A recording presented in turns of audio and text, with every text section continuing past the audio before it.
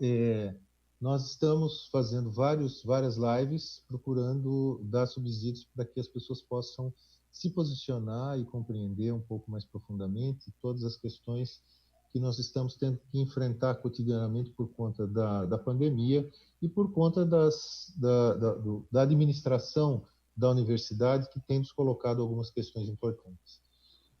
Especialmente hoje, nós vamos tratar do Marco Legal da Ciência, Tecnologia e Inovação e sua regulamentação na Unesp.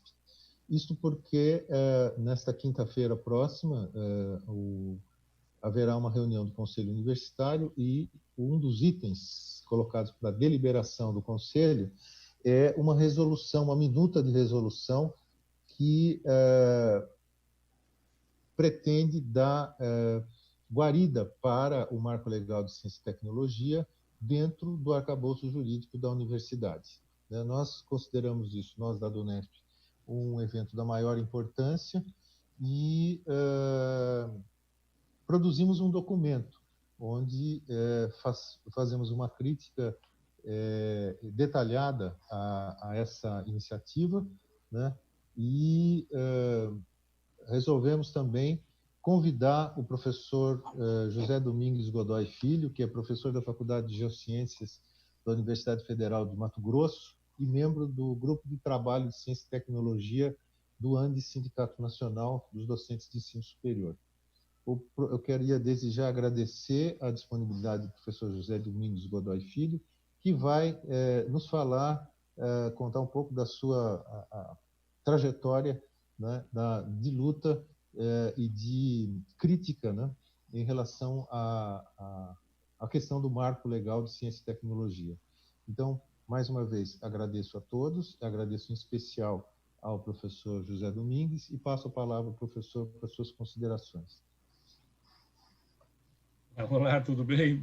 Boa tarde para todo mundo. Bom te ver, João, e os colegas que eu não estou vendo, mas que estão me vendo daí da Unesp, para tratar de um tema extremamente sério, grave, e que não é o momento de pensar em regulamentar coisa nenhuma, não, frente ao próprio questionamento que a pandemia coloca para a ciência em todos os níveis. Não é?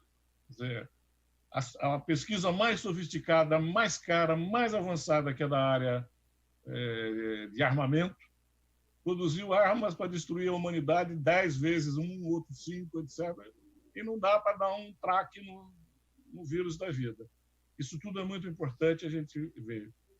Também é muito importante ter clareza de que das esculhambações que estão sendo passadas, e não é de agora, desde a época, pelo menos, do governo Fernando Henrique, acerca de inovação. Vou fazer uma pequena na entrada. Eu participei de um debate lá atrás, ainda era o Sardenberg, o ministro de Ciência e Tecnologia, na época do Fernando Henrique, eles estavam trazendo da França a lei de inovação, né? E na mesa estava o diretor, o presidente, o maior acionista da VEG Engenharia, né? A posição dele na mesa foi claramente o seguinte: universidade não é local para fazer inovação. E ele ainda se dizia o seguinte, que ele tinha autoridade para dizer, porque ele bancou, deu bolsas, etc. Ele tinha 3 prêmios FINEP, jovem cientista, que eles bancaram. E, ao mesmo tempo, eles perguntavam, sabe quantos motores ou peças a gente fez com o trabalho deles? Nenhum. E a gente vai continuar financiando. Um problema, a universidade, a gente quer para poder discutir, quer para poder avançar, é outra questão. Tem que ter uma intermediação diferente da que é feita, né? Bom, também é bom ter claro que nós perdemos no tempo, dada a fragmentação do conhecimento e das relações com a sociedade, a engenharia política dessa questão. Como é que ela chega? Eu vou tentar trazer um pouco disso para provocar e ver se, pelo menos, o pessoal tem uma ideia de como a coisa começou. Não é chegar e votar, não, vamos fazer inovação tecnológica na universidade, aqui e acolá. Não é como ir comprar banana na feira.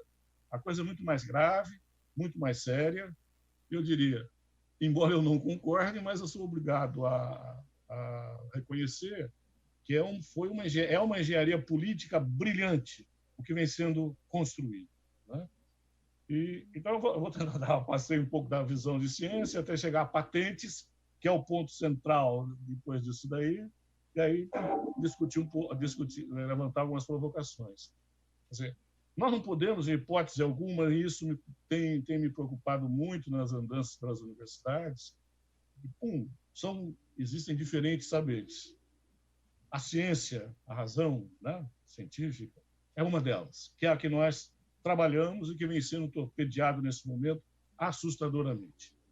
Agora, e é bom entender, pelo menos, alguns dos princípios básicos que estão por trás, né, que norteia esse conhecimento, esse tipo de saber. O primeiro deles é de entender como que se organizam os mosaicos que compõem a Terra, o universo, a natureza, as regras, as leis que estão ali.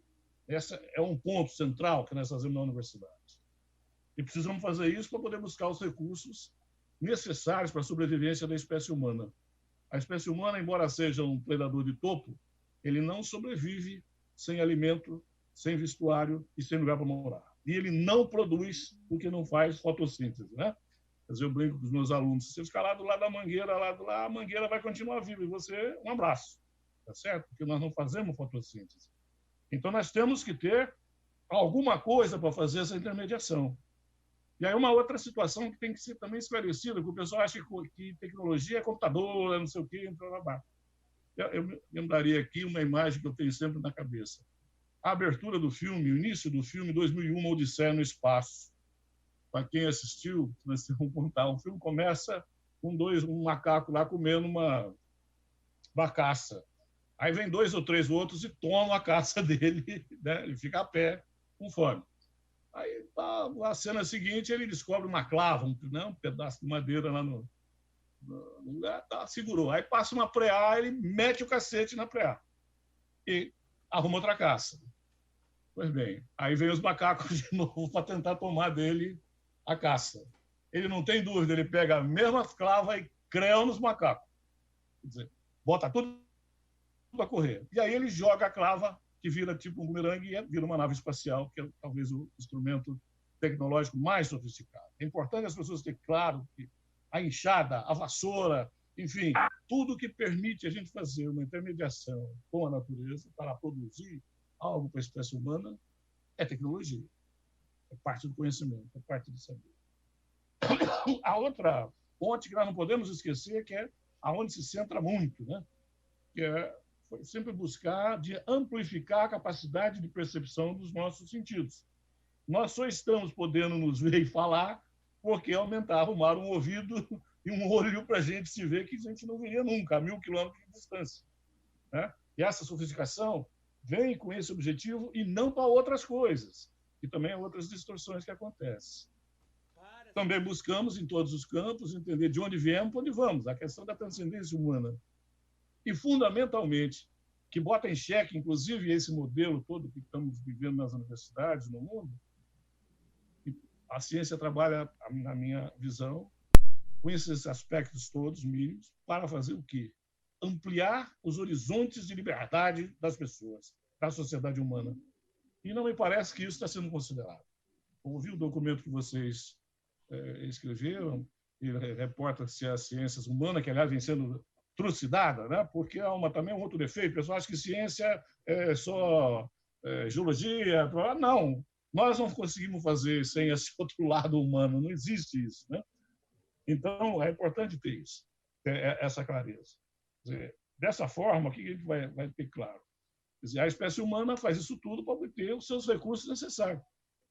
E aí, o que né, representa isso daí? Significa que os recursos naturais, esse arranjo que está aí, que não é igualmente distribuído, nem simetricamente distribuído, a energia e o conhecimento, no nosso caso científico-tecnológico, certamente são as principais variáveis, os principais fatores de produção do mundo moderno.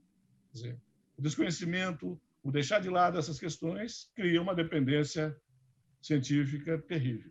Mas também tem que se ter clareza de que existe mais de uma maneira, mais de uma possibilidade tecnológica, né? Nós podemos aquecer uma água num fogão de 3 pedras, num fogão a lenha, num fogão a gás, num fogão a laser. Também tem outras implicações. O que a nossa sociedade, o que aquela sociedade tem para poder ir avançando e não ficar uma dependência, porque não adianta só chegar e achar que não vai ficar dependente. Não é? Então, preciso fazer um carro. Não é bem assim. Quer dizer, essa dependência tem que estar sendo considerada.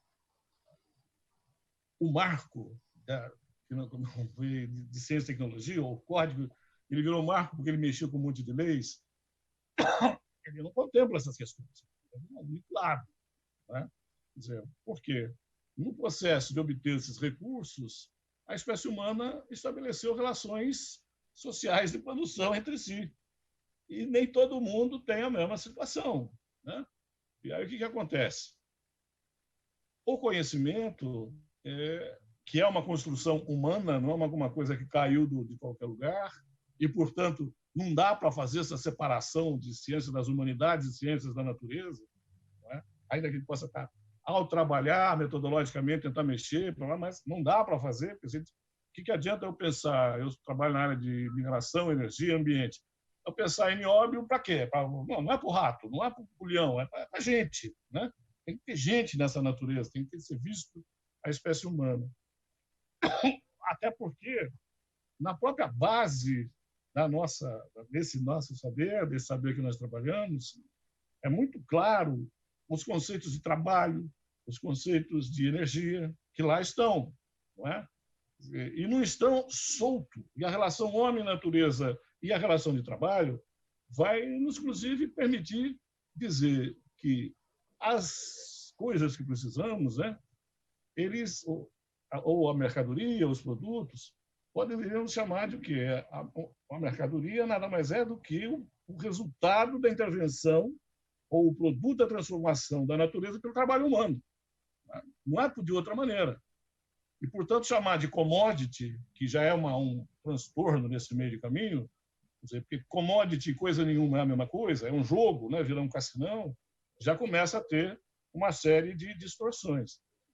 Então, é importante a gente ter claro isso daí, porque quando a gente vai estar nessa discussão do marco dentro de uma universidade, com as características que têm as nossas universidades públicas, principalmente, quer dizer, na realidade, e na nossa perspectiva sempre foi, ou tem sido, de discutir uma universidade pública, gratuita, laica, democrática, etc.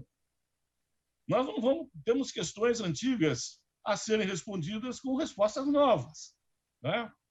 Antes de ir embarcando numa canoa, qualquer que seja. O momento só agrava a situação. Então, por exemplo, quando vai lá se discutir a ciência e a tecnologia ou embarcar no marco da ciência e tecnologia, a gente vai ter que responder, por exemplo, que motivações tem a introdução de invenções e inovações nas relações humanas e na economia. Como mexe isso? Certo? E a gente vê muita crítica, o pessoal falando de pirataria, de isso, daquilo. A maior pirataria que se faz é com inovação. Inovação no sentido que está lá definido no marco, que é compreendido nessas relações de produção, é pirataria mesmo. Certo? Muito bem, isso é feito apenas e totalmente para resguardar algum tipo de interesse da natureza econômica. Outra questão, a busca das inovações ou das invenções, que está subjacente à história, não está explícito no marco, vai continuar sendo importante como o quê? A taxa de lucro, que é isso que está ali. Né? Depois, qual é o custo social dessas inovações e invenções? Quanto custa isso? Como isso mexe com as relações de trabalho, que modificam? E uns anos atrás, num encontro no Ceará, entre jangadeiros, catadores de marisco, enfim, pessoal da beira-mar, eles fizeram um encontro entre o que eles chamam do litoral sul e litoral norte. Né? O sul é de Fortaleza em direção a Natal e o norte é de Fortaleza em direção ao Piauí. E eles fizeram um encontro, os pescadores. Ia para fazer troca tecnológica. Esse era o tema deles, uma ideia. Aí apareceu um pessoal do litoral sul e apresentou lá eles para levar a jangada para dentro do mar, eles têm uns roletes que vai sendo para a jangada ir chegando. E aí aqueles roletes precisam de gente, 1, 2 pessoas em cada rolete, senão não vai. Aí o que bolaram lá no litoral, no pessoal do sul? Eles arrumaram um eixo de bicicleta com 2 rodas para lá e para cá, E aí vai e volta. Bom, aí elimina as pessoas. E aí uma das coisas mais fantásticas que eu vi, um rapaz, um jovem, ainda olha, eu acho que ele não tinha nem 18 anos ainda na época. Ele interrompeu toda a apresentação e perguntou: e quem vai dar comida para os nossos roladores? Como que eles vão ficar? Quer dizer, veja, então, e nós nas universidades estamos preocupados em botar a turma para apertar botão e dane-se os outros. Quer dizer, é lamentável essa visão, que é uma visão exacerbada da própria relação do capital, que tem que ser uma resposta. Não adianta só pensar no que eu vou fazer. Até porque muitas profissões vão ter que ser encaradas agora, né? Estão mudando. Eu vi uma exposição no Rio Grande do Sul ano passado, por acaso, eu tinha que esperar avião e fui lá para ver. Uma feira que parece que é importante, de agropecuária, que tem lá no Sul. E logo na entrada tinha 2 estandes de firmas francesas. Um deles, entrei, tá vendo? Os caras venderam a tecnologia toda para tomar conta de gado leiteiro. Eles conseguiam botar um veterinário, nem no meio do pasto não precisa ficar, tomando conta de 10 mil cabeças de boi, sem nenhum peão no campo. Basta um drone e ele de longe. Toca o boi para lá e para cá, leva lá para o local para tirar leite, que é uma coisa de maluco. Bom, aonde que estamos pensando nisso? Que inovação é a que nós estamos fazendo com os nossos meninos? Né? Então, essas questões têm que ser pensadas, têm que ser discutidas. Não é pura e simplesmente uma adesão oportunista, que é o que vem acontecendo, por conta de umas migalhas, porque as políticas cortaram e as pessoas, em vez de enfrentarem essas dificuldades, resolvem por um outro caminho, né? Então, vai tocando. Bem, dito isso, vou tentar localizar como começa, minimamente, né, sem muito lá para trás, a história, a retomada das patentes, né, que é o que vai pegar. No final dos anos 60, com a Guerra dos 6 Dias, a explicitação da guerra energética, e principalmente com o fim do padrão ouro, né, do ouro enquanto lastro de moeda, ficou uma pergunta no ar. Bom, e agora? Como que eu vou garantir a minha riqueza? Tá certo? Se qualquer um de nós aí guardou 1 milhão de cruzeiros debaixo do colchão, não vale nada. Mas se tiver 10 quilos de ouro lá debaixo, valia antes, tá certo? Muito bem. Então, expôs o que é riqueza, de fato. Né? E aí, claro, o capital vai se reorganizar, E aí, dentre as várias reuniões que acontecem logo a seguir, nos anos 70, início dos anos 80, teve 2 que, a meu ver, foram extremamente importantes nessa situação. A primeira, a reunião de Estocolmo, em 72, aonde um documento que vinha lá como tal do Clube de Roma, que de Roma não tinha nada, era um grupo de pessoas do MIT, financiado por grandes empresas, Pirelli, etc., Goodyear, vai por aí afora, produziram um documento, que foi a base da reunião, que se dizia dos limites do crescimento. A despeito de alguns exageros nos cálculos de reserva da vida polar, uma coisa ficou clara para todo mundo. O planeta tem limite. Quer dizer, os recursos estão distribuídos aleatoriamente e tem limite. Bom, e se é assim, mais um nó para saber como que eu vou ser dono da riqueza, como que eu vou ficar, né? Como que eu vou garantir? Bom, então, essa é a primeira reunião, que acho que foi um ponto importante. A segunda, que é a mais marcante para mim, que foi a chamada Rodada Uruguai do GATT. O GATT, ao lado do Fundo Monetário e do Banco Mundial, é o tripé, né, definido lá em Bretton Woods. O GATT significava o acordo de tarifas, né? De tarifas e taxas dentro desse tripé. Bom, então é marcada uma reunião em Punta del Este, daí o nome de Rodada Uruguai do GATT, em 86. Foi uma reunião, uma das primeiras grandes reuniões que aconteceu, com representantes de 72 países, mais de 2.000 delegados, e vai por aí afora. Ela começou em 86 e foi a terminar em 94. Aliás, para que o Conselho Universitário aprenda que tempo não é assim, tem que ser para amanhã. Não, não é bem assim para amanhã. Certo? Muito bem. Aí, qual era a pauta, né, que estava nessa reunião? A pauta era juntar a convenção, que era chamada de Convenção de Paris na época, que tratava da propriedade industrial, com todos aqueles critérios de medições, etc., que estão lá guardados no Louvre até hoje, né? Dentre outras coisas. Então, era um lado. A outra era a Convenção de Berna, que pega a produção artística e literária, né? Que também era de 1886, ambas do final do século XIX.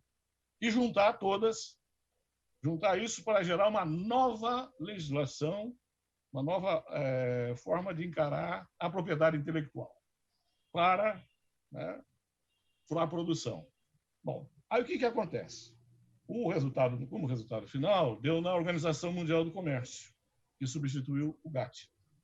Os Estados Unidos, para participar da reunião, no processo de negociação de organização da reunião, eles fizeram como exigência que fosse incluído na discussão da propriedade intelectual, das patentes, os produtos farmacêuticos e agronômicos. A cloroquina deles ali agora, certo? Já estava lá atrás por motivos muito falar de, né? A gente não vive sem isso daí. E aí, a partir dali, se estabelecer as patentes. Bom, patente é o quê? É uma forma do capital garantir com mão de ferro, em tempo dito de paz, né, sem guerra, a acumulação. Não é outra coisa. Porque a patente vai fazer o quê? Com que o seu dono, aquele que produziu, por um período de 20 anos, depende do caso, do poder de fogo que ele tenha, só ele possa explorar. Certo? Quer dizer, a nossa universidade vai entrar nessa, né? Pena que o Rosseto não pôde estar presente. O primeiro contato que eu tive com ele foi passando por Campinas, eu não o conhecia. Aí eu vi um artigo dele num jornal lá da cidade, não? E ele estava discutindo a questão do mar. E, dentre outros, ele traz um exemplo lá da mandioca amarela. Até quando eu contei isso, ele deu risada comigo. E foram eles do IAC que tiveram a ideia de fazer, enfim, dentre outras coisas, né? Colocaram beta-caroteno, etc., na mandioca. E ele dizia, aquela mandioca, a patente era o seguinte, o Zé, o João, o Pedro, todo mundo tinha acesso.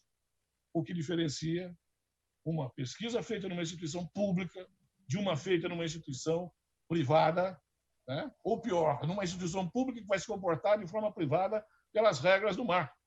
Quer dizer, desmonta tudo o que a gente pensou e sonhou para uma universidade, certo? O que se pensa de universidade, muda inclusive o critério de produção.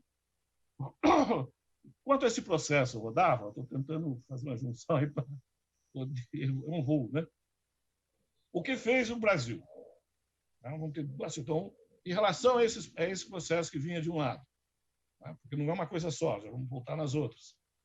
O Brasil, né, nossos dirigentes, se organizam para participar desse resultado aí, contratando a UIPA, que é a Organização de Propriedade Intelectual Mundial, a Raposa, para fazer a nossa lei de propriedade intelectual. Quer dizer, como que as raposas, ele ia tomar conta das raposas, das galinhas. Um negócio de maluco. E foi assim que foi feito. A ponto do texto, o texto foi traduzido e mandado para o Congresso Nacional. É uma coisa completamente absurda. E é bom lembrar o que foi acontecer naquela época, que muito possivelmente deve estar acontecendo por aí também, não é esse caso, porque por aqui não foi diferente, em outras também não. O que acontecia? Quando a rodada Uruguai do GATT terminou em 95, países como o Brasil e outros, em determinadas condições que estavam lá estabelecidas, tínhamos pelo menos 5 anos para decidir sobre o que seria a nossa lei de propriedade intelectual. E mais 5 para fazer cópia. Porque na área tecnológica, o que mais se faz é cópia, né? Que é outra coisa que vou voltar um pouquinho na frente. Ciência e tecnologia tem muita aproximação, mas tem muita distância também, certo? Não é só aproximação. Aí o que faz? O Fernando Henrique, né, lamentável, a turminha dele, muita gente, colegas nossos das universidades, passeavam pelo mundo e chegavam no aeroporto dando estamos sendo ridicularizados porque não temos lei de patente. Uma mentira brutal, né? uma chantagem emocional, negociata, o diabo. Com isso, veja, nós tínhamos 5 anos. O GATT, isso em 95, portanto, tinha no mínimo até 2000. Quando foi em maio de 96, estava aprovada a Lei de Propriedade Intelectual. Veja, como que as coisas vão acontecendo. Paralelo a isso, do outro lado que vem vindo agora, a Lei de Propriedade Intelectual, o mecanismo para acumulação em tempos ditos de paz.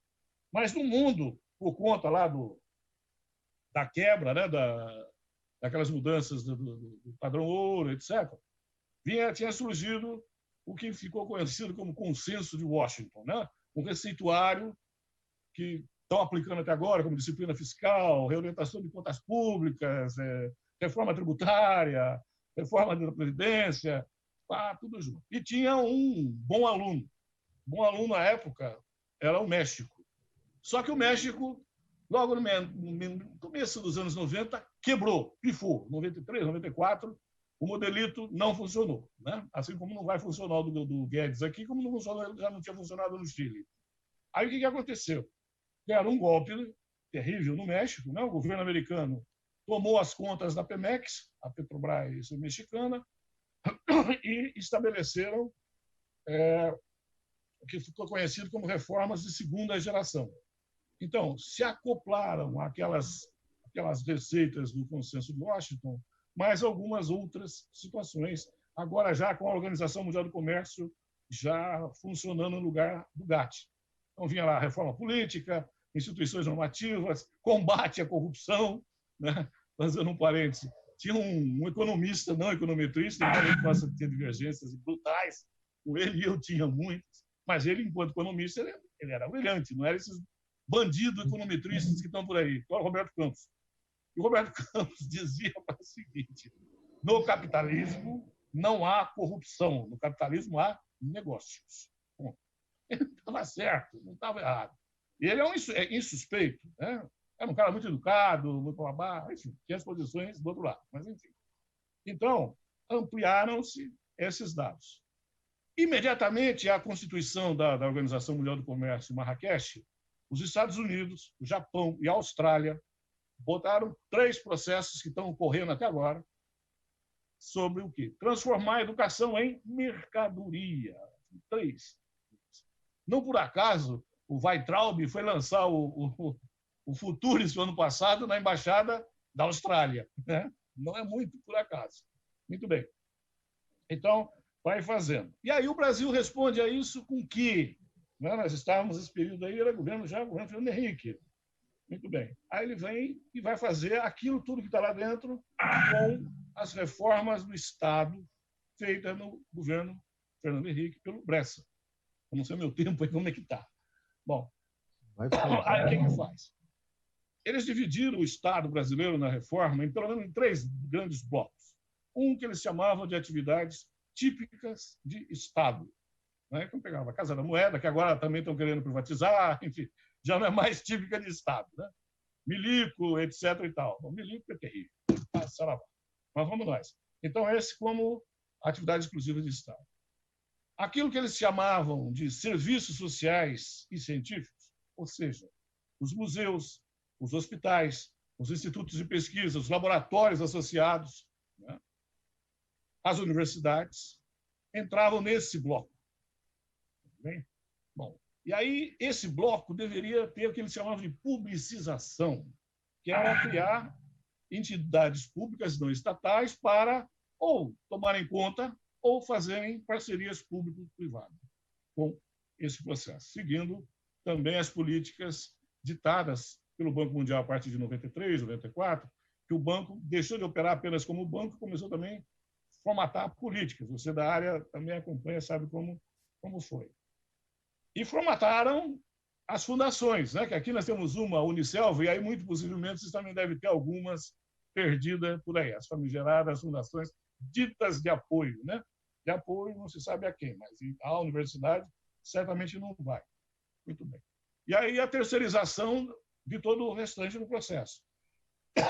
Também aprovaram daí nessas reformas as modificações no formato de contratação. Quer dizer, aquilo que era regime jurídico único passou também agora cargo público, né? O serviço público. Algo que em São Paulo, emprego público. Em São Paulo, Mato Grosso, no Ceará, em Minas, onde tinha, né, tucanos de alta plumagem, já meteram o cacete, né? Fizeram, acabaram com a emoção de salário, você passaram a ter subsídio, enfim, vai fazendo um desmanche. Com isso, eles desmantelaram o Sistema Nacional de Ciência e Tecnologia. Né? Porque não é para a universidade ficar educando, não. Mas a ação dela pressupõe um sistema de ciência e tecnologia, onde há uma intermediação entre ela e o dito mercado. Né? Por exemplo, feito junto com a Embrapa, feito com o INPE, feito com o IAC. Em São Paulo, vocês têm um conjunto de institutos que faziam essa ponte. É diferente? É diferente.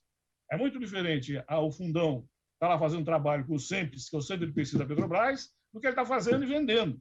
É muito diferente, certo? Muito bem. Então, foi desmantelado, nesse processo, também o Sistema Nacional de Ciência e Tecnologia, com um agravante. O outro bloco era o bloco da produção, que eles chamavam, o Bessa chamou de produção de bens e serviços. E aí foi feito o quê? Privatização, que passaram a ser administradas pelas agências reguladoras. A ANP, a ANM, as agências que estão por aí, a Agência de Petróleo. E aí o que aconteceu? Algumas das nossas estatais que foram privatizadas, e as que não foram também ainda, tiveram seus institutos de pesquisa, que eles faziam a ponte, cerceado, ou fechado, ou cerceado de um acesso que era extremamente salutar no trabalho com as universidades. Então, você pega o CEMPES, o CEPEL, o CPQD, que é aí próximo em Campinas, que era da Embratel. Então, foi quebrando áreas de ponta, de construção importante na produção tecnológica brasileira. E que aí a ponte com a universidade era fantástica, né? com todos esses institutos. Então, desmancharam. E tentaram dizer que estavam desmanchando porque estavam criando um negócio chamado fundos setoriais. Se vocês se recordam, apareceu o fundo de energia, de recursos hídricos, de transporte, papapá. Os nossos leitores das federais, que com as raríssimas exceções da regra, vinham se comportando e continuam se comportando como um time de capachão, o máximo que foi lá esperar, queremos um também, blá, blá, blá. Aí inventaram o Fundo Verde e Amarelo. E eu não sei quem foi que conseguiu o recurso até agora do Fundo Verde e Amarelo. Certo? Muito bem. Os outros, então, menos ainda. Com isso, foi se descompromissando com as verbas previstas constitucionalmente para o funcionamento das universidades. O CNPq, há muito tempo, não tem recurso, né? E assim vai. Bom, então, isso tudo, esse conjuntão foi sendo criado para ir criando, preparando as condições para esse avanço. Eles não deixaram de fazer os avanços. As reformas que eles estão fazendo, falam de fazer, que eles defendem, a imprensa ataca o Bolsonaro, mas se ele fizer a reforma, tudo bem, vai indo, blá, blá. Não modificaram. Aí o que acontece? Para atender parte do mandarinato, que o mandarinato da ciência também é terrível, né? É uma turminha que só sabe pedir recurso e ponto, né? Me lembro de uma palestra do professor Vanzolini lá na ABC no Rio, na Academia de Ciência, onde ele dizia: olha, nosso trabalho é muito bonito, muito importante, tem ajudado a gente a formar bons médicos, bons engenheiros, etc. Mas no que se refere à ciência, mesmo, nós não tivemos ainda nenhum tijolinho. No entanto, fica essa arrogância assustadora, né? Não que é importante o trabalho que é feito, mas tem que ter a dimensão do que está sendo feito. Então, você pega e vai. A ANEL-SBPC, que um dia foi ótima e virou uma tranqueira depois de um bom tempo, agora aparece como fazendo acontecendo. A hora que a grana passar, acaba tudo. Olha, um detalhe que eu não esqueço, eu tenho guardado até porque eu achava assim terrível. Nesse período que estava essa zorra toda, começou a aparecer da lei de inovação, na página da Academia Brasileira de Ciência, tinha algo que eu poderia dizer, era o leão da metro. Né? Artes pro artes. Só que lá era assim, ciência pela ciência. Cara, é um negócio absurdo que estava na página. Eu tenho guardado, porque... Então, era esse nível de discussão, lamentavelmente, que a gente tem e que vem sendo enfrentado.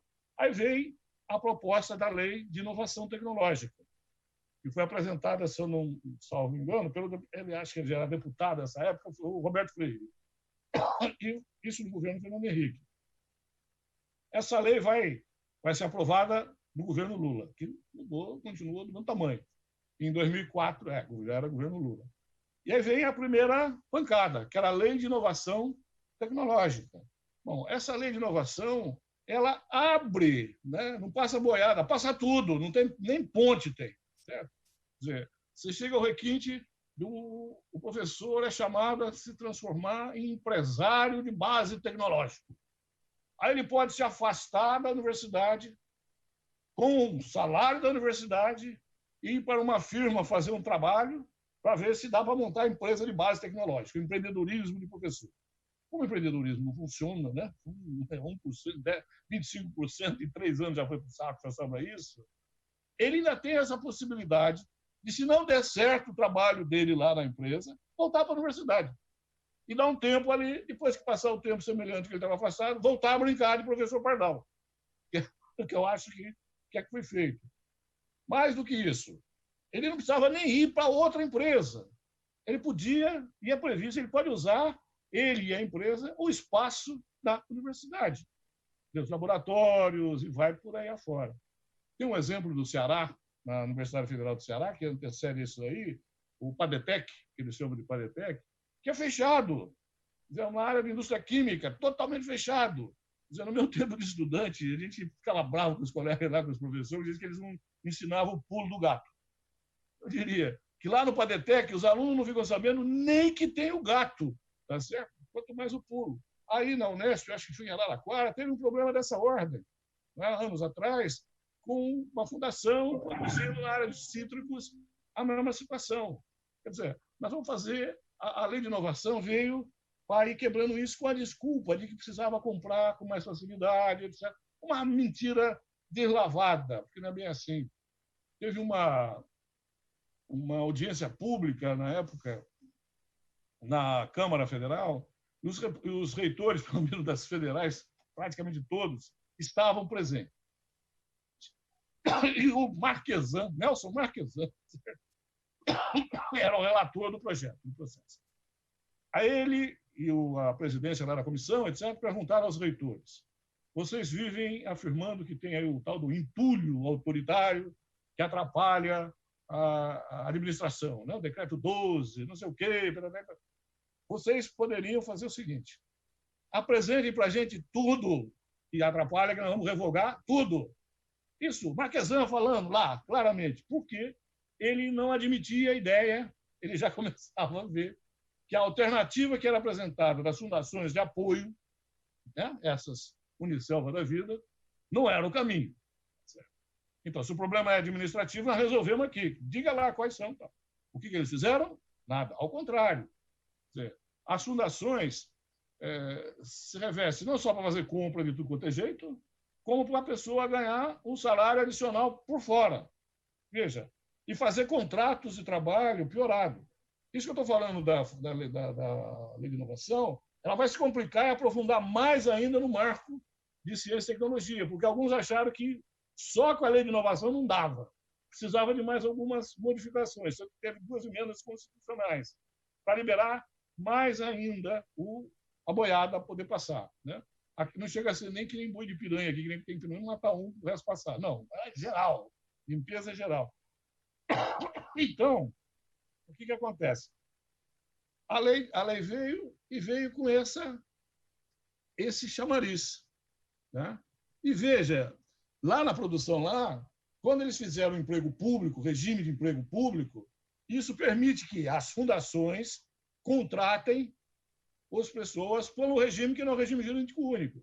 Eu diria, hoje em dia, talvez eles vão contratar até sob o sistema Uber, né? Porque do jeito que está, eles podem fazer qualquer coisa. Né? Então, ela já veio preparada para isso. Nas federais mesmo, nós fizemos algumas greves para impedir que fossem contratados, abertos concursos no regime de emprego público, porque ia dar nessa conversa de redução de encargo, de redução disso, enfim, todo um processo de desmanche, né, que vai montando. Veja, o Futurice, aquela coisa horrorosa, né, se aqui chama o cara para ser empresário de base tecnológica, No futuro, se os caras apresentam como o quê? Professor, é a oportunidade de você ganhar dinheiro. É explícito. Né? Quer dizer, então, é uma armação que vem ao longo do tempo sem deixar dúvida alguma. Bom, como para o mandarinato, para esse pessoal, não estava dando conta ainda, eles se articularam para fazer o marco de inovação. Bom, o marco de inovação, de inovação, de ciência, tecnologia e inovação, aí ele pega pesado, aprofunda todas essas questões e vira um salve quem puder. Não é?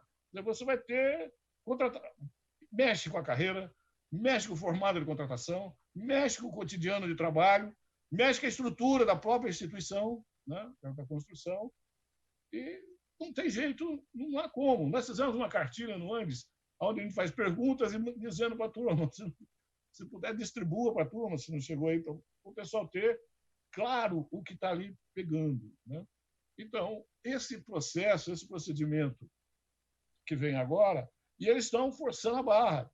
Veja, no meio de uma pandemia do diabo, aqui no Mato Grosso, o Escritório de Inovação Tecnológica, a universidade está fazendo, sabe o quê? Distribuir questionário para as empresas, para saber se elas querem algum serviço da universidade, quer dizer, o Escritório de Inovação. Isso é brincadeira. Isso sem falar que inovação é pegar o meu óculos, o seu, a gente botar ele botar a cabeça, mudar de cor, blá, blá, blá, dê um trato, um abraço, para tentar dar um bypass lá nas patentes. Tá certo? E coisas do gênero que vão se abrindo. Bom, foi aprovado, não é o projeto de todo mundo, né? Agora é de parte da comunidade acadêmica, que estiveram presentes fazendo o maior lobby dentro do Congresso Nacional. O professor Cristóvão, que sou muito amigo, eu tive uns pega com ele pesado. Eu falei, professor, como ele foi o relator no Senado da lei de inovação, do marco regulatório, como que fazer um negócio daquele? Né? Ele também tem bem noção do que estava fazendo, não só foi reitor, economista, é da área, mas não teve mais o empresariado. Porque para o empresariado nacional, chamado empresariado nacional, ele não tem noção, porque as constituições todas já abrem espaço se eles quiserem aplicar. O empresariado nacional entende fazer ciência e tecnologia como comprar máquina, como importar máquina para botar lá na empresa dele, como se isso fosse fazer inovação, como se isso fosse fazer tecnologia.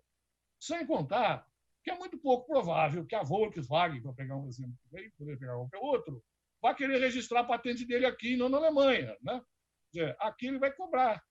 A situação é tão escabrosa que, por exemplo, a Pfizer comprou a Teuto. A Teuto é uma fábrica, seria uma indústria química de produção de genérico. Seria, porque agora ela foi lá, não é mais. Quer dizer, ela faz genérico, mas faz o genérico da Pfizer. Quer dizer, e assim vai, na indústria farmacêutica. Aquela que os americanos disseram lá, ó, se não botar na pauta, nós não vamos para Marrakech, né? Lá para a rodada do Uruguai do GATT, que acabou em Marrakech. Então, essas circunstâncias todas têm que estar sendo discutidas. Como entra o nosso aluno nisso? Como entra a formação das pessoas? Não é o espaço da universidade. Ah, mas então não tem jeito. Tem, como não tem? O que fizeram, vou pegar o exemplo de vocês, porque nós também não estamos fazendo nada no espaço federal, num estado como São Paulo, que tem um conjunto de instituições para fazer a ponte. O Instituto Geológico, o Instituto Florestal, o IAC foi criminosamente destruído. Tá certo? O que fez a Unicamp? O que fez nada. Tá certo? Tá, não tem problema. Olha, quando eu me formei em geologia, numa escola de agronomia, que fazia uma interface com a Embrapa, com a professora do Oberheiner. Por acaso, uma velhinha fantástica, o filho dela fazer geologia também, a gente ia lá, falava muito. Foi ela que descobriu as algas nitrogenadas, junto com o pessoal da agronomia da universidade, que foi o que viabilizou a agricultura no Cerrado, né? Que tem problema de alumínio, etc., e essas algas sugam alumínio. E nem por causa disso precisou se corromper a universidade, nada. E chegou à outra ponta, tá certo? Agora, nós não temos o sistema de ciência e tecnologia, deixamos todo mundo exposto a fundações e coisa do tipo, né? ONGs, OCIPs, etc. Veja, é lamentável a gente tendo o INPE, nós temos aí do lado de vocês aí a Luiz de Queiroz. Quem fala de queimada na Amazônia é uma ONG. O Amazon é uma ONG. Não pode. Será que... Eu tive um debate, ele estava junto aí também, lá em Piracicaba, e eu mexi com a turma dos colegas de lá. Eu falei, vem cá, vocês perderam para o Amazon aqui do nosso amigo do Tasso Azevedo. Como faz? Tá certo? Quer dizer, veja, vai desmoralizando, porque vira uma zorra. Não vai ser diferente na universidade e aonde está entrando essas... em todas elas, nas federais, em quase todas, está organizado ou passando pelos conselhos superiores, ou sendo empurrado. Aqui foi empurrado. Ninguém discutiu. De repente, você vê na página da universidade, foi criado um instituto, não sei o quê. De repente, o pró-reitor está lá não sei onde, fazendo a palestra para fazer empreendedorismo. Mas ninguém discutiu. Então, vai sendo empurrado, porque isso permite recompor salário, ou pelo menos ganhar uma merreca, é o que chama muita atenção. E a universidade acha que está funcionando. Isso quebra toda a estrutura da universidade. Veja, como você vai produzir uma patente e publicar? Não vai. O conhecimento para gerar uma patente, se o cara publicar, tem que meter o pé no bumbum dele, tá certo? Ou teria que ter uma outra situação. É um órgão público, a patente será para todo mundo. Será? Muito fácil. Está aí a pandemia. Está todo mundo falando da vacina. Quem vai pagar a conta?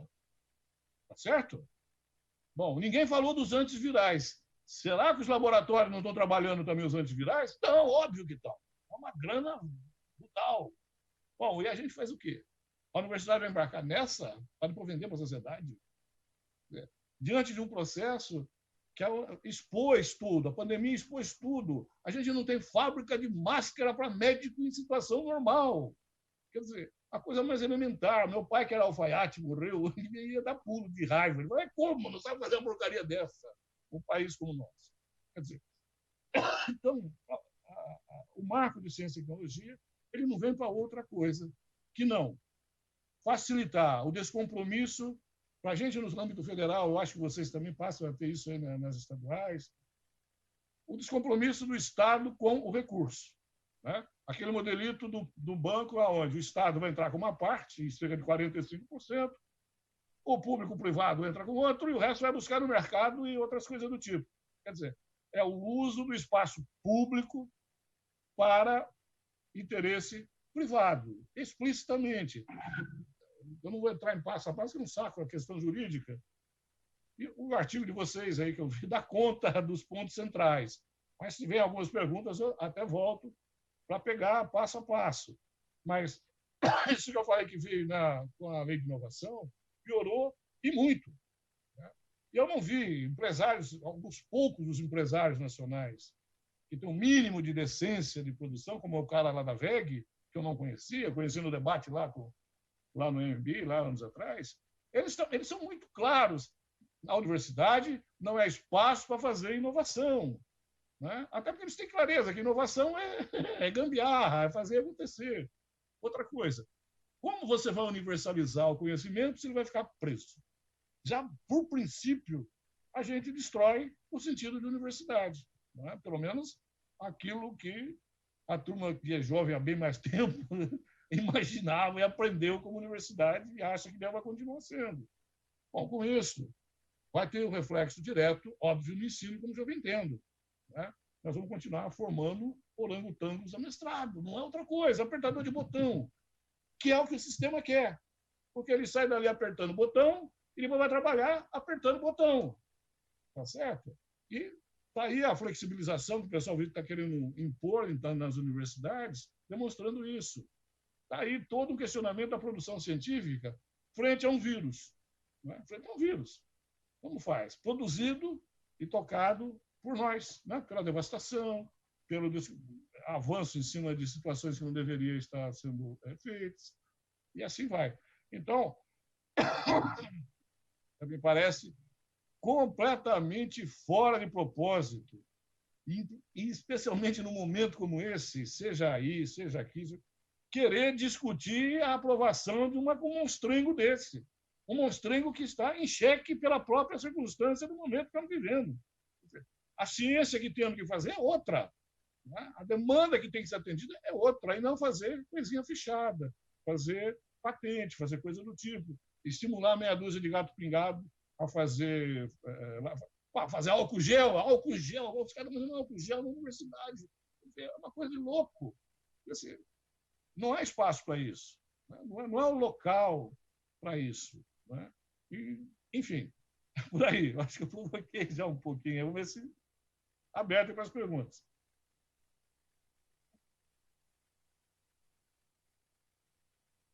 Acho que você travou o som, o seu está desligado. Obrigado. Agora tá me ouvindo? Estão me ouvindo? Estou te ouvindo, estou te ouvindo. Então, tá bom. Eu queria fazer alguns comentários e pedir alguns esclarecimentos a respeito de algumas coisas algumas colocações que você fez. Tá. Uma delas, logo no começo, você classificou a inovação como pirataria. Uhum. Eu queria pedir que você fizesse a gentileza de explicar um pouco mais o que significa isso, qual é a relação entre inovação e pirataria. Outra coisa que você disse em relação à inovação, e reafirmou agora no final da sua fala, é que a universidade não é lugar de produção de inovação. Eu queria também que você fizesse a gentileza de detalhar um pouco mais essa colocação que você fez, para que a gente possa entender melhor a relação que se quer estabelecer, no caso da Unesp, entre a universidade e a iniciativa privada. E também, na mesma linha, um dos caminhos eu diria que de tentativa de convencimento que vem acompanhada da iniciativa de da universidade recepcionar, né, o Marco Legal de Ciência e Tecnologia no seu arcabouço jurídico, né, um discurso de que isso facilitará, né, algo que hoje é aparentemente muito difícil e é uma reivindicação antiga, né, de algumas áreas mais tecnológicas dentro das universidades. Por exemplo, algumas engenharias, né, algumas áreas ligadas à biotecnologia e assim por diante, que que produzem, né, um conhecimento que tem um caráter tecnológico e que a interação com a empresa privada, não é, poderia, de alguma maneira, ser importante para esses nichos dentro da universidade poderem realizar a sua função de produzir tecnologia, não só do ponto de vista da criação da tecnologia, ou da adaptação da tecnologia, mas também do treinamento dos de engenharia ou de biotecnologia e tal, nessas áreas. Ok, vamos lá. Veja, o que é fazer inovação? Como se tem uma patente, ela tem partindo do pressuposto de que as patentes serão respeitadas, o que não é verdade. O país que mais tem demandas em fóruns internacionais por cópia são os Estados Unidos. Certo? O Japão não adotou lei de patente para fármacos. Logo depois da OMC, eles deixaram bem claro: enquanto não tivermos domínio sobre todos os remédios que a população japonesa precisa, não há respeito à patente. Ponto. O Brasil é um dos poucos que fez a patente. Nem o Menem fez isso na Argentina. Tá certo? Então, ela não é respeitada. Detalhe, ninguém começa do zero. Ninguém começa do zero. Isso não existe. Se eu pegar um voo da Azul, aquele Embraerzinho da Azul, é um Boeingzinho copiado, tá certo? Tá errado? Não tem nada a fazer mesmo. Tem uma diferençazinha aqui, outra coisa ali e tal. Ou seja, tem uma inovação. Tá certo? Quer dizer, o nosso óculos pode ser substituído por uma lente de contato. Tá certo? Uma lente de contato dura, mais mole, menos água, mais água. É a mesma coisa. Né? Então, só que vira um produto para ser vendido. Eu tinha um professor que já se foi, o professor Vidal, ele disse assim, olha, ele se lembrava do Chacrin e dizia: em tecnologia, quem não copia se estrumbica. E é verdade, ninguém começa do zero, tá certo? Você pegar um Fusca, não é um Fusca, é uma Fusquinha. Para fazer um Fusca, se toma da ordem de quase 250 decisões. Você tem um monte de itens e coisa lá dentro. Então, vai copiar, isso é besteira. Quer dizer, até porque o não copiar é para garantir lucro para alguém, tá certo? Não é por outro motivo. Não é? Veja, a fala da Merkel, né, uns dias atrás, dizendo que se alguma empresa alemã descobrir a vacina, ela vai botar à disposição no mundo, criou já uma confusão danada. Porque não faz sentido, tá certo? Bom, então, fazer inovação, veja, pirataria não é falsificação, não é fazer não, é fazer com uma qualidade, tá certo? A Coreia fez isso o tempo todo, o Japão fez isso o tempo todo. Tá? Então, não tem essa conversa na área de tecnologia, que é isso que tem que ser devidamente compreendido. Ciência e tecnologia estão próximos, mas tem um monte de coisa que a separa, tá certo? E o ponto central é o recurso econômico. Aí você me pergunta que por que na universidade não é lugar de inovação? Parece que não é para a gente criar novidade. Não! A novidade que nós temos que criar é avançar o conhecimento, é diferente, tá certo? E o conhecimento só avança quando os outros ficam sabendo para poder contrapor. Não é o caso, tá certo?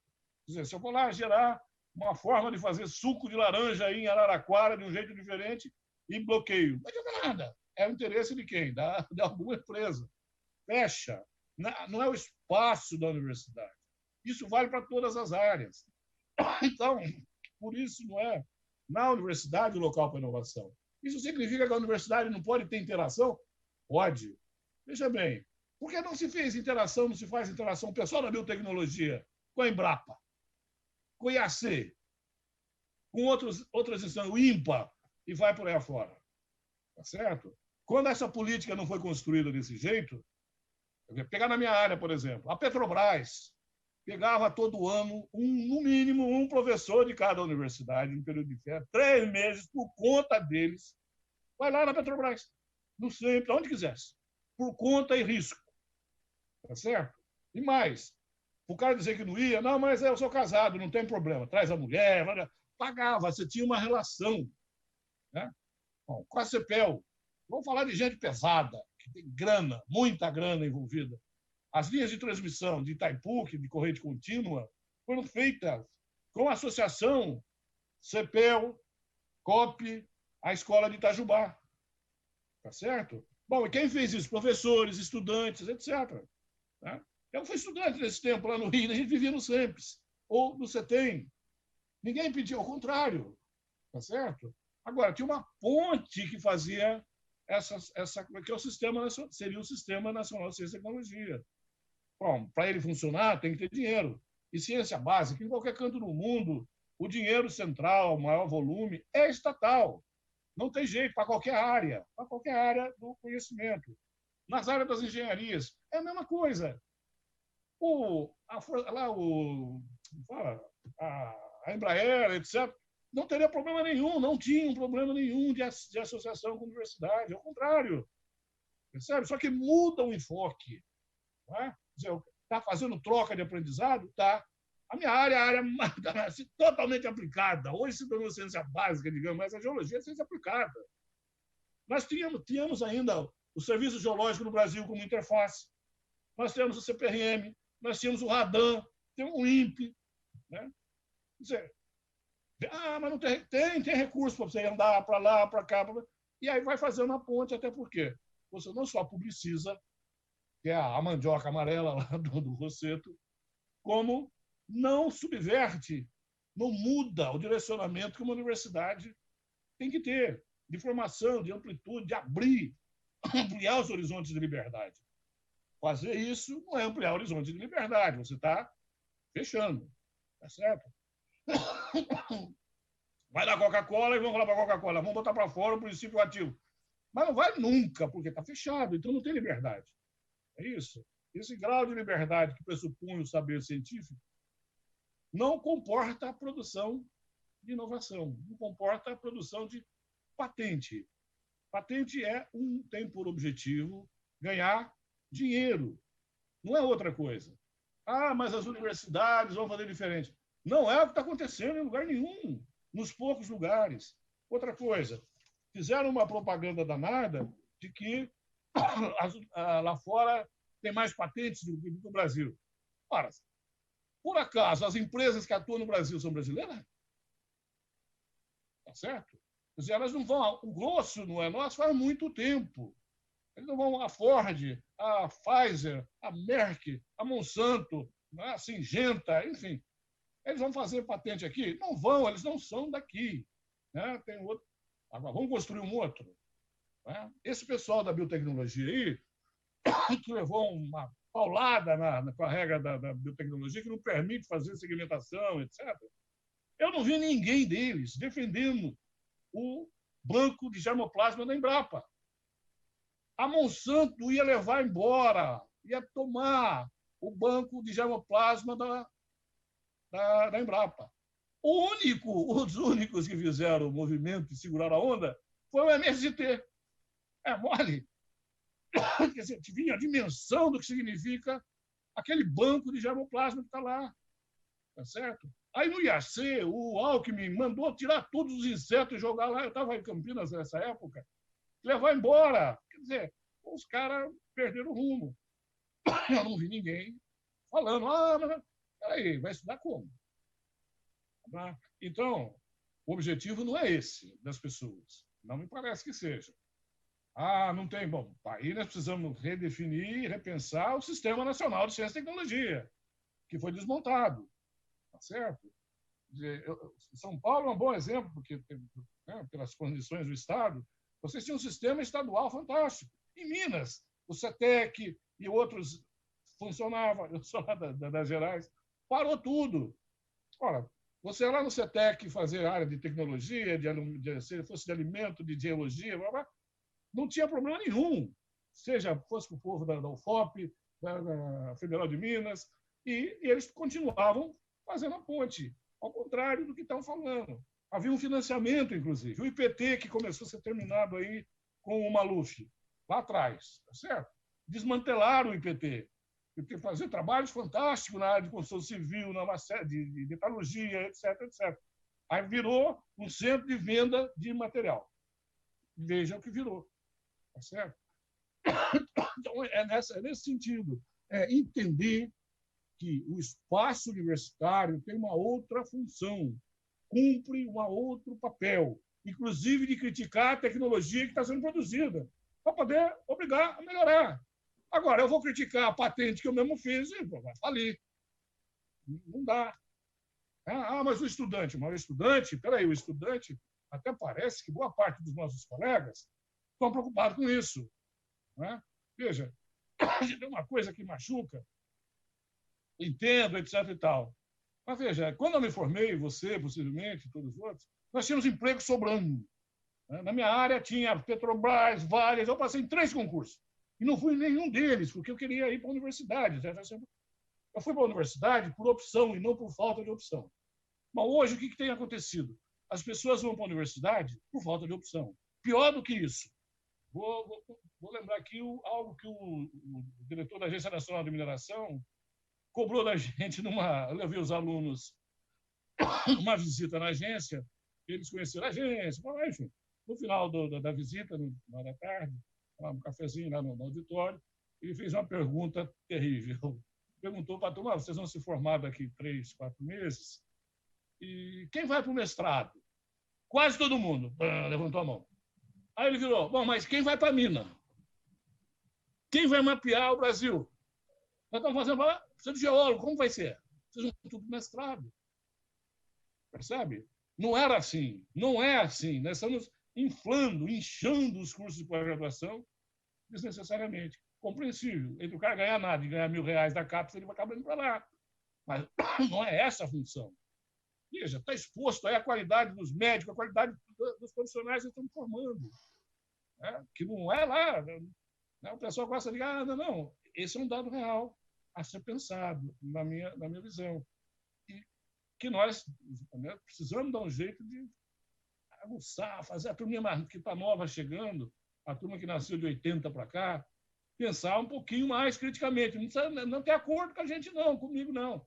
Mas pensar criticamente. E isso não está acontecendo.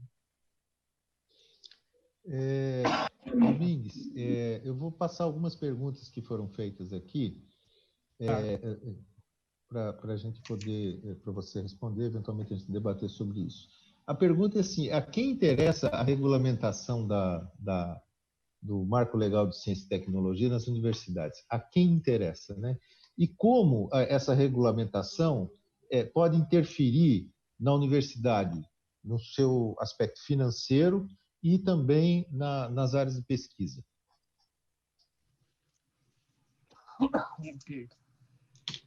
Do modo como está feito, né, a minha avaliação é muito clara. É um descompromisso explícito com recursos para a educação, para a ciência e tecnologia no país, do governo, certo? Então, cadê os PADCTs que tinham, os planos de ação de desenvolvimento científico e tecnológico? Acabaram. Os planos de decenais, sumiu tudo, né? Então, foi cortando o dinheiro. Bom, as universidades públicas, principalmente, têm uma estrutura razoável de laboratório, etc., que interessa a quem quer explorar, que é o que está ali. E aí, quem quer explorar não está querendo explorar para atender às demandas da sociedade. Não é isso. Né? Quer dizer, está querendo usar para si mesmo. O mesmo empresariado nosso.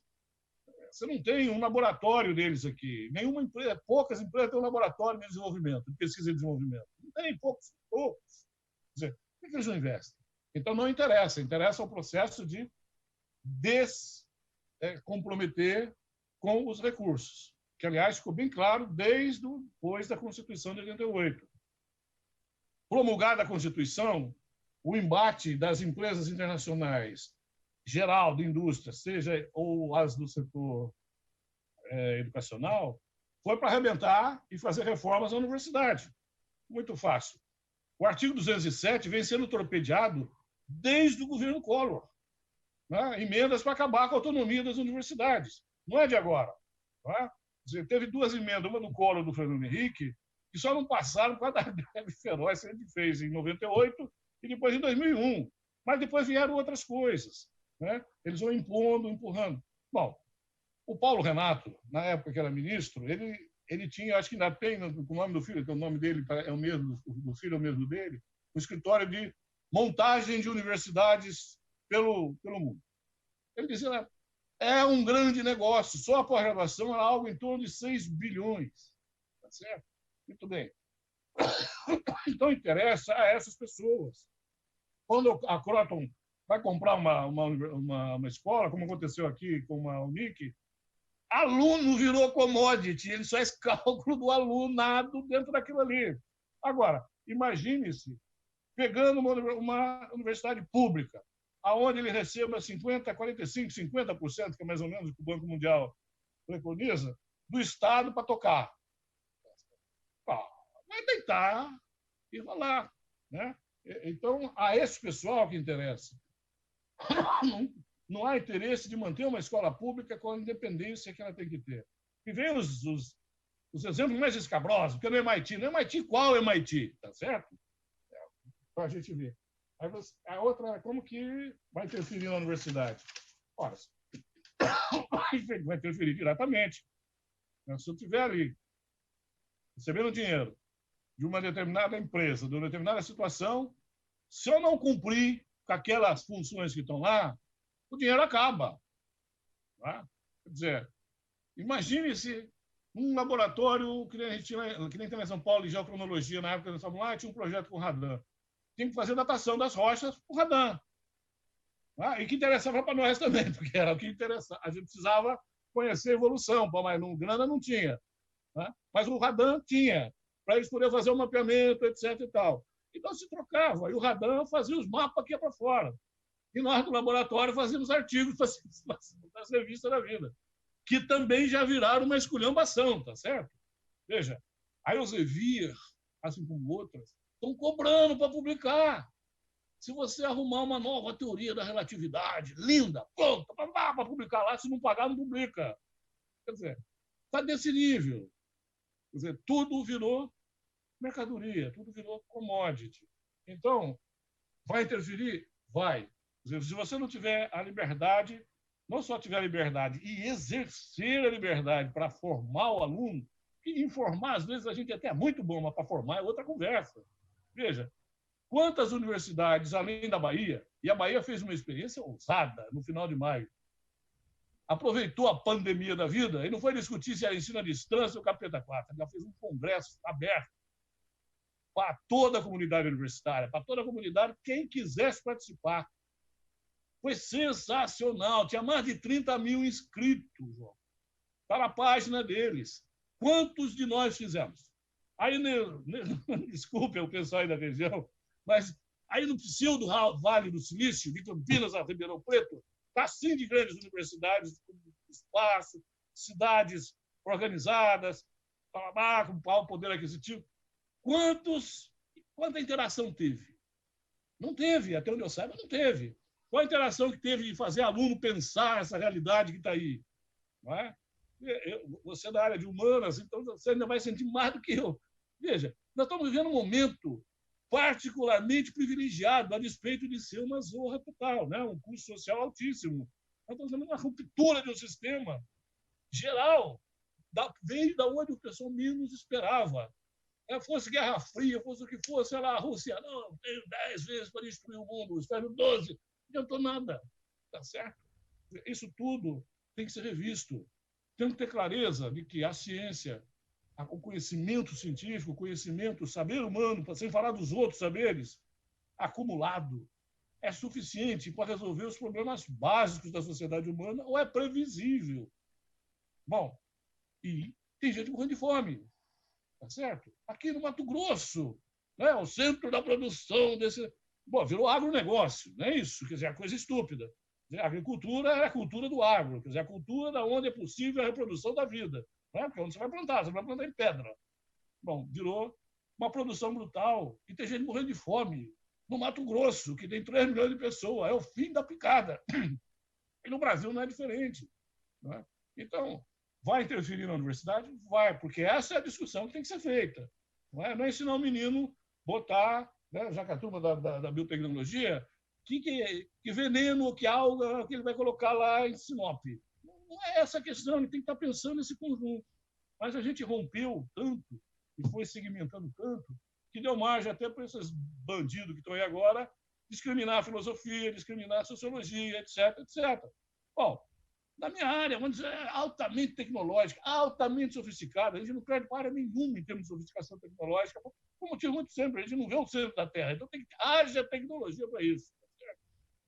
Era uma das áreas que mais demandou, que mais demanda os princípios de filosofia.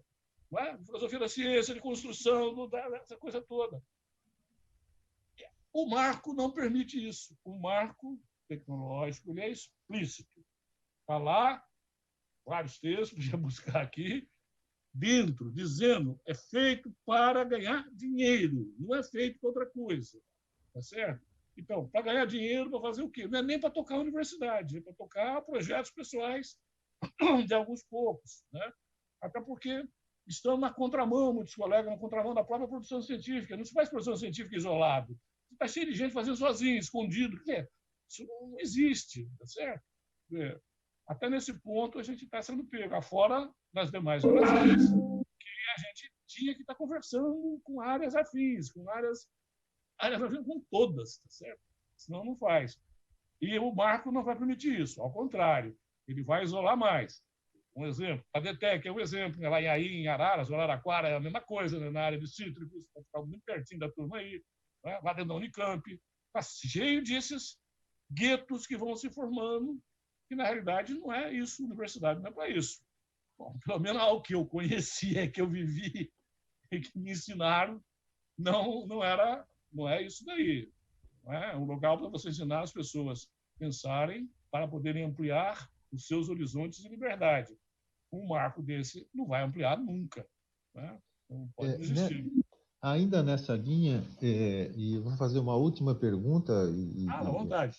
esticando a exploração que eu estou fazendo da sua presença, dentre as preocupações todas que envolvem essa questão do marco legal de ciência e tecnologia, uma das mais caras para nós é a possível interferência que o aprofundamento dessa relação com o mercado possa trazer para o processo educacional, para o ensino, para a qualidade do ensino na universidade. Uhum. Então, essa é a última pergunta que eu te faço e peço a gentileza de você já, ao terminar de responder, fazer suas considerações finais para a gente poder depois encerrar essa live, e eu já agradeço muito a sua presença. Bom, a educação está... Olha, teve um convênio feito entre o Ministério de Ciência e Tecnologia para plataformas com a COSIP, né? Fiz o nome agora, o Cisco, que é um escândalo. Isso não é educação. O processo de ensino à distância, flexibilização, o formato pedido pelo Marcos de Ciência e Tecnologia, as relações que serão daí, é qualquer coisa menos um processo educativo. Na minha visão, isso não educa ninguém. Se o cara tem que fazer um projeto X para obter tal resultado, que é assim que se trabalha na área tecnológica, ele não vai pensar criticamente de jeito nenhum no espaço que a gente tem.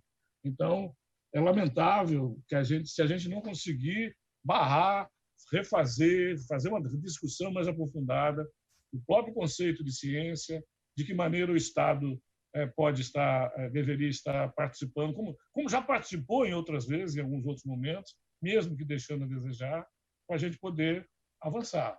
Quer dizer, educação é outra coisa, né? Não, daqui a pouco as escolas militares, cívico-militares aí que vão tomar conta. Quer dizer, essas escolas não educam, elas adestram.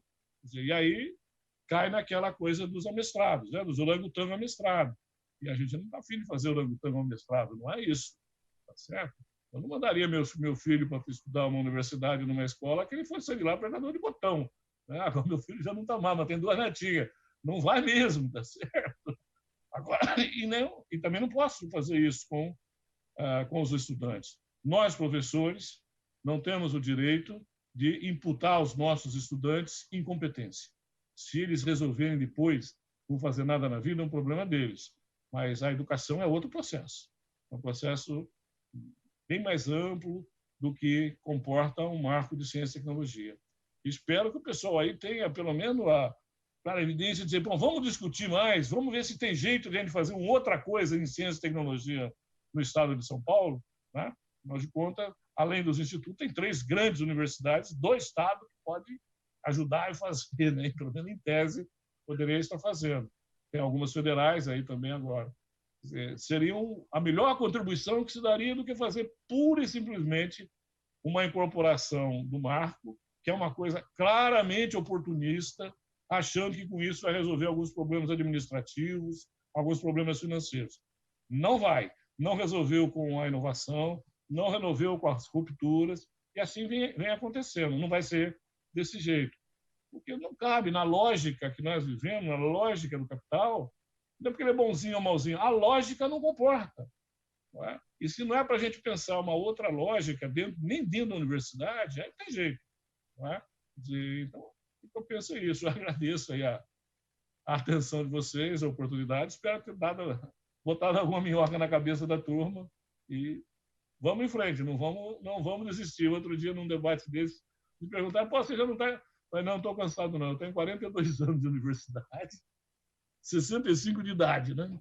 Aí eu falei, olha, até os 75, se o alemão não me pegar ou eu não morrer, vocês vão ter que me aturar até os 75.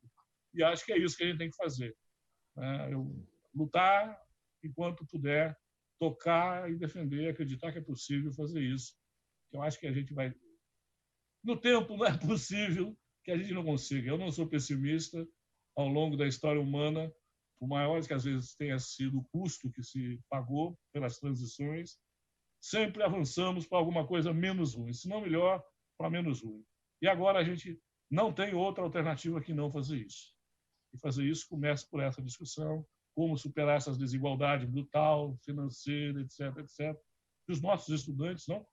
Na nossa universidade, a pesquisa dos reitores, 69% dos estudantes são de famílias que ganham até um salário mínimo e meio. Veja, que coisa de maluco, tá certo? Agora estão inventando que vão arrumar para eles comprar um computador de R$ 500. Eu não sei na onde, como, que jeito, quem vai fazer essa inovação, tá certo? Para tomar. Quer dizer, temos que pensar com mais responsabilidade e mais firmeza o processo educativo como um processo de educação e não de adestramento das pessoas. Valeu, muito obrigado pela oportunidade. Bom, José Domingos, com certeza você trouxe à luz alguns aspectos da lei de inovação e do processo que gerou essa lei de inovação, que certamente vão ser importantes para que, primeiro, toda a comunidade que está nos vendo, e eu espero que seja uma grande parte da comunidade nespiana, possa ter um lugar mais amplo para poder enxergar esse processo, as consequências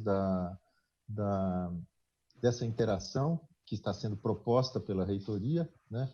Então, eu agradeço muito a sua presença e, com certeza, voltaremos a conversar oportunamente em outros momentos em que a gente possa discutir não só essa questão, mas outras questões importantes para as universidades públicas.